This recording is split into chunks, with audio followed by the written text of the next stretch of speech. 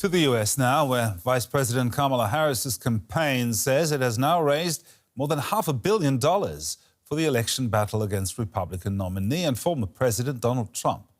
The Harris campaign said that almost a third of the donations came from first-time contributors.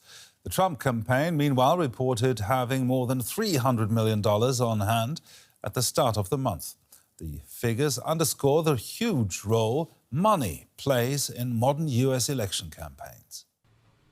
Running for president has always been expensive, but campaign budgets have exploded in recent years, from a few $100 million in 1980 to nearly $4 billion in 2020. Where does it all come from? Individuals and corporations, and the money flows to campaigns and political action committees, or PACs. Individuals can only give a few $1,000s to a candidate's campaign, but can get around this by donating to PACs, which then give money to the campaigns. Corporations can only contribute to PACs. To escape all the limits, there's a different category of so-called super PACs that can spend money to influence the election, usually on advertising, but are not allowed to coordinate with the candidate's campaign. A lot of money going a lot of places, but does it matter? Let's take a look back at that spending chart.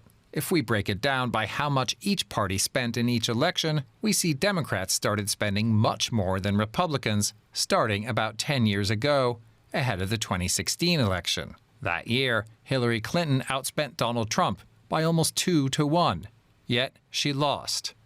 The loser also spent more in 1984, 1996, and 2004. So, why isn't money the definitive answer to winning an election?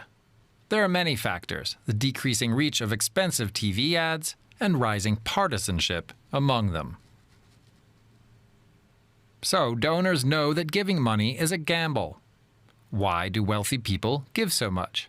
Some are gambling that they're backing the winner and want to have influence after the candidate takes office. Some give to both sides, so they're on record for donating to the winner either way. And some just believe in their chosen candidate, whether they need the money or not. And to talk more about money in U.S. politics, I'm now joined by political science professor Ray Raja from the University of Massachusetts Amherst, where he is also co-director of the UMass Amherst Poll. Professor, campaign finance, one of your areas of expertise.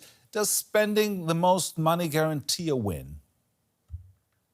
That's a great question. It usually does. It helps a lot, but there are other factors that go into this. And especially in a presidential election, just think about it. So much money is spent, and that last dollar doesn't make a huge difference. Plus the fact that so much media attention is focused on these candidates that at the end of the day, the campaign ads, it's hard to tell if this money makes a difference.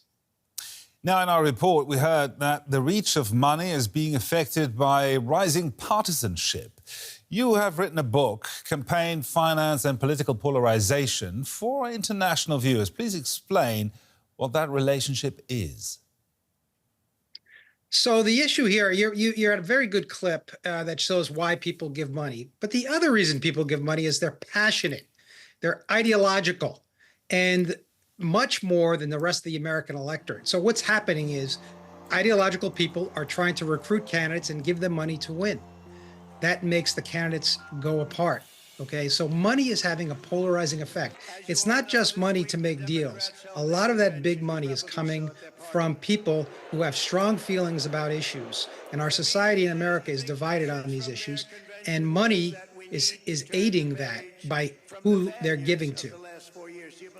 Now, the Harris campaign reports a record fundraising haul in August. It says that nearly a third of its donations came from first-time contributors. What do you make of that?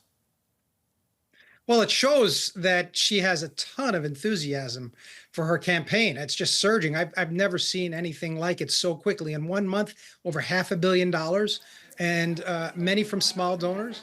And I should point out, these small donors, they are more like average citizens, but not totally. I mean, they're more educated, they have more money than usual citizens, and they're ideological. So there's another polarizing feature.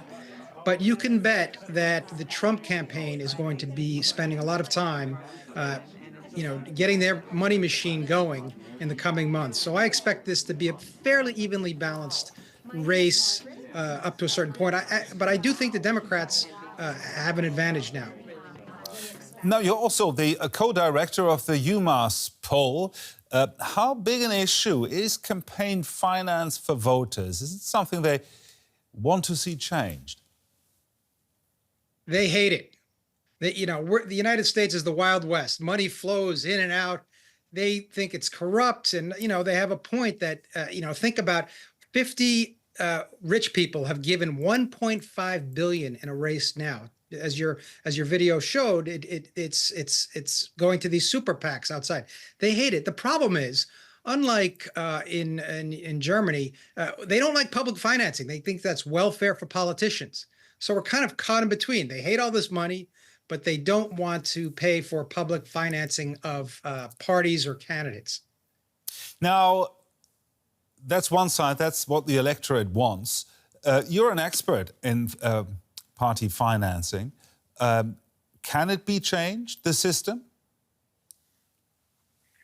It's very hard. Why? Because the parties are so far apart on this issue. Democrats want it one way, Republicans want it the other way. And the American electorate is divided. I personally think more money should flow through the political parties because they're more accountable. It's a lot of money, but at least I know who's spending it and what they stand for. Right now, we have billionaires running groups called Americans for a Better America. Who are they? So there's too much of this, like I said, Wild West, because a lot of the money, the parties aren't allowed to raise themselves and spend. So I would say, let's do it more like what they do in Germany and Europe and spend more money through the political parties. Professor Raila Raja there, thank you very much for your insights. Thank you.